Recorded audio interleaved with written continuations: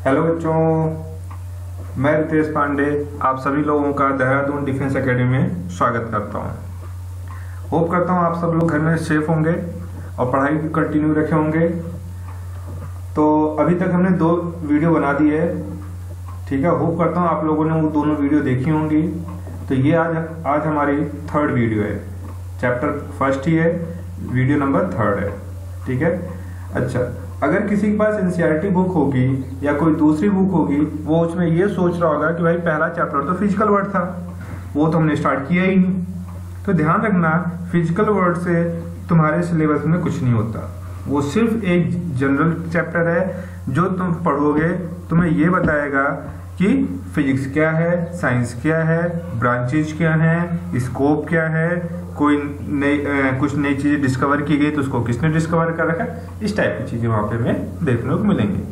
तो उसका 11th class के पॉइंट ऑफ व्यू से कोई भी इंपॉर्टेंस नहीं है। हाँ, खुद की जनरल स्टडी के लिए या नॉलेज के लिए पढ़ना चाहो तो बिल्कुल पढ़ सकते हो, नो डाउट, ठीक है। चलो, तो लास्ट वीडियो हमने कुछ बात कही थी, कुछ वैल्यूज की, ठीक है। उसी को कंटिन्यू करते हैं आज भी। तो सबसे पहले देखो, जैसे लास्ट वाला था उसमें हमने क्या मेजर किया था, डिस्टेंस, लाइट ईयर था, एस्ट्रोनॉमिकल यूनिट थी, पारसेक था, ठीक है ना। ये सब हमने क्या मेजर किया था, डिस्टेंस ही मेजर करी थी। आज हम मेजर करेंगे कुछ एरिया को, ठीक है। तीन मेन यूनिट होती हैं। पहला है बर्न, BARN, ठीक है। स्पेलिंग गलत मत समझ लेना, ये यही होती है। इसकी वैल्यू होती है 10 to the power -28 metre square, 10 to the power -28 metre square. ध्यान रखना, ये स्मॉलेस्ट यूनिट होती है जो एरिया मेजर करती है। ये स्मॉलेस्ट यूनिट होती है जो एरिया मेजर करती है, ठीक है। फिर उसके बाद आता है एकड़। एकड़ में कितना होता है, 4047 मीटर स्क्वायर, ठीक है। और hectare 10 to the power 4 metre square. तो ध्यान रखना, बस ऐसा ना लगे कि कभी कहीं लिखा हुआ दिख जाए तो फिर ये सोचो कि फर्स्ट टाइम देख रहे हो, ठीक है। बट इनको ध्यान रखना, और इसका कुछ ज़्यादा यूज हमारी 11th क्लास में या 12th क्लास में भी नहीं होगा, ठीक है। कुछ है, अब एरिया हो गया, लेंथ हो गई थी, अब मास की बात करते हैं। तो फर्स्ट है टन, ठीक है। तो 1 टन इक्वल होता है 1000 kg और 1 क्विंटल इक्वल होता है 100 kg। ये तो सिंपल से टर्म है जो हम लगभग डेली लाइफ में बोलते रहते हैं कहीं ना कहीं, ठीक है। तो इसको ध्यान रखना, ये लर्न होना चाहिए, इसमें कोई डाउट नहीं है। अब एक न्यूमेरिकल है जो मैंने लास्ट वीडियो में बोला था कि जो वैल्यूज है ये आपको लर्न होनी चाहिए, और अगर ये लर्न रहेंगी तो होगा क्या, न्यूमेरिकल करने में हमें थोड़ी आसानी हो जाएगी। नहीं तो फिर वही बात है, न्यूमेरिकल सामने आया नहीं कि कॉपी के पन्ने पलटने स्टार्ट कर दोगे, ठीक है। तो इसलिए इस वजह से इनको लर्न करना थोड़ा ध्यान रखना। चलो, question is how many light year are there in 1 metre. Question ये है कि 1 मीटर में कितने लाइट ईयर होते हैं, और याद करो हमने क्या लिखा था, 1 लाइट ईयर में कितने मीटर होते हैं, 1 लाइट ईयर में कितने मीटर होते हैं। और यहाँ पे क्या पूछ रहा है, 1 मीटर में कितने लाइट ईयर होते हैं, ठीक है। ये बिल्कुल उसी तरह से है जैसे हम छोटी क्लासों से पढ़ते हुए आ रहे हैं, इफ 1 रुपीज इक्वल टू 100 पैसे, देन 1 पैसे इक्वल टू, आंसर बोल देते भाई 1/100। तो मीनिंग क्या हुआ, 1 रुपीज इक्वल टू जितने पैसे होते हैं ना, पैसे निकालने के लिए उसी 100 से हमें डिवाइड कर देना है। सेम काम हमें यहाँ भी करना है। 1 लाइट ईयर इक्वल टू कितना है, 9.46 10 to the power 15। तो 1 मीटर इक्वल टू कितना हो जाएगा, 9.46 into 10 to the power 15। After calculation we get 1.057 10 to the power -16 light year, ठीक है। वैल्यू जैसे पुट करना है और सिंपल कैलकुलेशन है। अगर ये भी समझ में नहीं आया कि भाई ये कैसे नीचे गया, तो एक बार बताओ, इसको मैं ऐसे लिख सकता हूँ, 1 light year is equal to 9.46 into 10 to the power 15 into 1 metre. क्या फर्क पड़ा भाई, मैंने 1 से अगर मल्टीप्लाई करा दी ऊपर वाली वैल्यू में तो कोई फर्क पड़ा ही नहीं, और जो 1 मीटर छोड़ के बाकी जो वैल्यू बचते उसको दूसरे साइड ट्रांसफर कर दो, अपने आप आंसर आएगा आफ्टर कैलकुलेट करके। क्लियर है ना, ये काम किया है। फिर ऐसे ही एक और है, ये थोड़ा सा उससे बेटर क्वेश्चन है, ठीक है। क्या है कि the radius of gold nucleus is 41.3 fermi, ठीक है। Express its volume in metre cube. है क्या कि एक गोल्ड के न्यूक्लियस है, पढ़ा होगा ना 10th क्लास में न्यूक्लियस, ठीक है। तो न्यूक्लियस की शेप कैसी होती है? स्फेरिकल। तो सीधी सी बात है, अगर हमें वॉल्यूम निकालना है न्यूक्लियस का तो हमें क्या लगाना होगा? वॉल्यूम ऑफ स्फीयर, ठीक है। एक चीज क्लियर हुई, आगे बढ़ते हैं। पीछे हमने लास्ट वीडियो में क्या देखा था? 1 फर्मी कितना था? 10⁻⁻15। तो भाई तो और रेडियस यहाँ पे कितना है? 41.3 फर्मी। तो फर्मी को जरा मीटर में चेंज कर दें, कैसे आ जाएगा? 10⁻⁻15 से मल्टीप्लाई करा के, ठीक है। और वॉल्यूम ऑफ स्फीयर क्या हो जाता है? 4/3 into pi into R cube. सारी वैल्यू पुट कर दी और कैलकुलेट कर लो, ठीक है। कैलकुलेशन तो हो जाएगी ना। इसमें भी कोई डाउट आ रहा है? अगर इसमें भी डाउट आ रहा है तो कमेंट करके जरूर बता देना कि हाँ सर नहीं हुआ, ठीक है।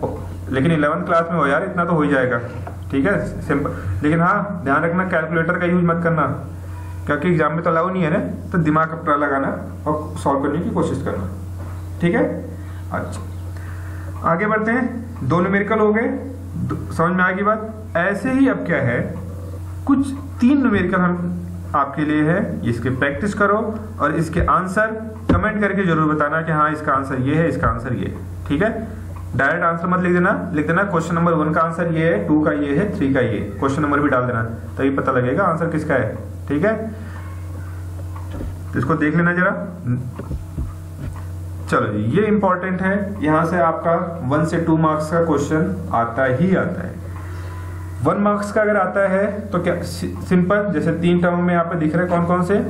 लेजर, राडार और सोनार, ठीक है। 3 टर्म में दिख रहे हैं। तो इन 3, अगर 1 मार्क्स का है तो इन तीनों की फुल फॉर्म पूछ लेगा, और अगर 2 मार्क्स का करना है तो इनकी डिटेल पूछ लेगा, ठीक है। तो स्टार्ट करते हैं। लेजर कह रहा है, laser stand for light amplification by stimulated emission of radiation. यहां तक, कहां से? लाइट से लेकर के रेडिएशन तक इस लेजर की फुल फॉर्म है, ठीक है। अब क्या है, अब इसको और 10th क्लास से जरा रिलेट करें। ऐसा नहीं कि रिलेट हो जाएगा, दोनों एक ही चीज है, ऐसा नहीं है, जस्ट समझने के लिए बता रहा हूं। जैसे 10th क्लास में पढ़ा था ना लॉ रिफ्लेक्शन, रिफ्रैक्शन नहीं रिफ्लेक्शन, ठीक है। क्या था उसमें? लाइट गई, इंसिडेंट हुई और उसी मीडियम में वापस हो गई। यही काम यहां भी है। क्या लिखा है? Laser beam is sent toward the moon.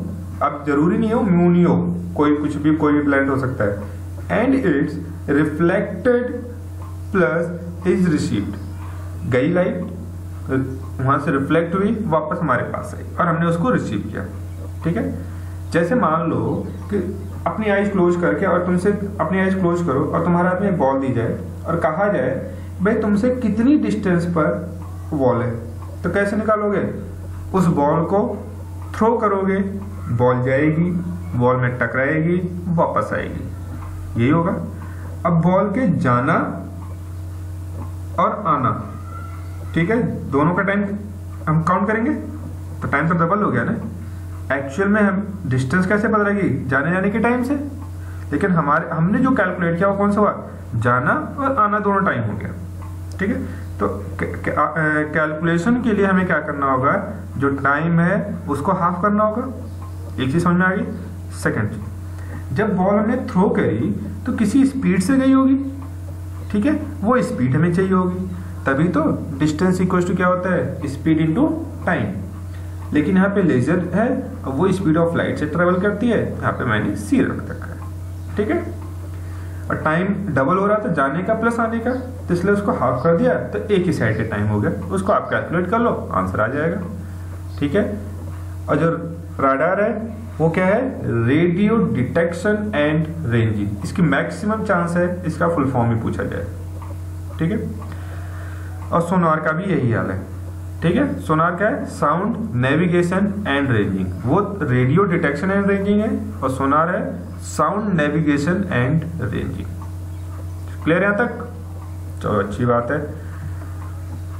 Next है एक और चीज है, मास, ठीक है। शायद पहले दिन में हमने बात करी थी, हम शॉप पे जाते हैं, बोलते हैं भाई चीनी 1 kg दे दो, और हम कहते हैं कि भाई इतना वेट, हम 1 kg इसका वेट है, लेकिन फिजिक्स के लैंग्वेज में वो वेट नहीं, वो मास होता है, ठीक है।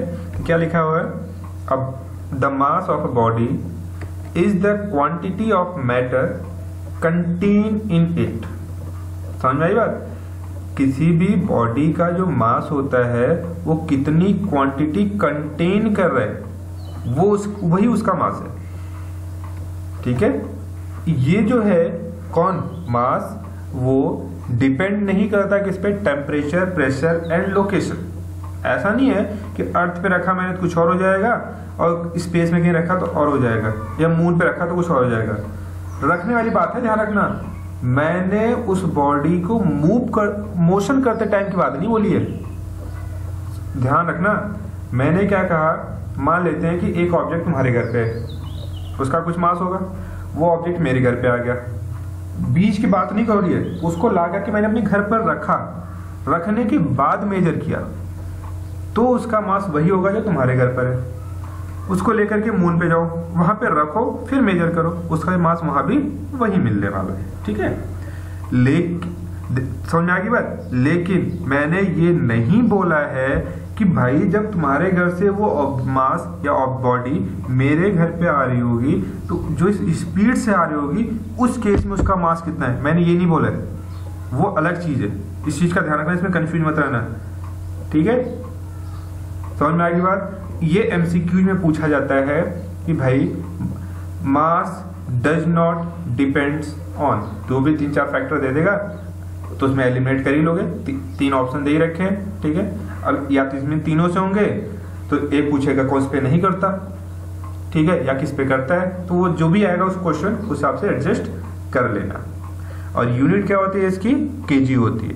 और mass is a scalar quantity, ठीक है। अब स्केलर और वेक्टर क्या है वो हम आगे आने वाले चैप्टर में पढ़ेंगे या वीडियो में देख लेंगे, बट अभी ध्यान रखो सिर्फ mass is a scalar quantity, ठीक है, ठीक है। नेक्स्ट था उसी का वेट, ठीक है। वेट क्या है कि जैसे मास था ना केजी, तो ध्यान रखना जो वेट होता है वो उस मास पे डिपेंड करता है, वेट मास पे डिपेंड करेगा। समझ में आ गई बात? कैसे? मतलब ये हुआ जैसे अर्थ किसी भी ऑब्जेक्ट को ऊपर हम थ्रो करते हैं, तो अर्थ क्या करती है? उसको अपनी तरफ अट्रैक्ट करती है, ठीक है। अर्थ उसको अपनी तरफ अट्रैक्ट करती है। तो अर्थ उस ऑब्जेक्ट को कितनी स्पीड से अट्रैक्ट करेगी, ठीक है, वही उसका वेट है। जैसे एक पेज है और एक स्टोन है, दोनों को हम थ्रो करें, ठीक है, तो सीधी बात है उसका मास कम है पेपर का, तो वो धीरे धीरे आ रहा है, स्टोन का ज्यादा है, वो तेज से आ जाएगा। समझ में आ गई बात? मतलब उसका मास ज्यादा है तो उसका वेट भी ज्यादा है। ध्यान इस चीज का कि weight is directly proportional to mass. फॉर्मूले में साफ दिख रहा है कि अगर मास बढ़ रहा है तो वेट भी बढ़ जाएगा। और इसकी यूनिट क्या होती है? न्यूटन, वही जो फोर्स की होती है, ठीक है। SI unit of weight is newton. Clear? अब जो अगला टॉपिक दिख रहा है dimension of a physical quantity, ये हम नेक्स्ट वीडियो में देखेंगे। अभी के लिए इतना ही। सेफ रहो, सुरक्षित रहो और पढ़ाई करते रहो। Good luck.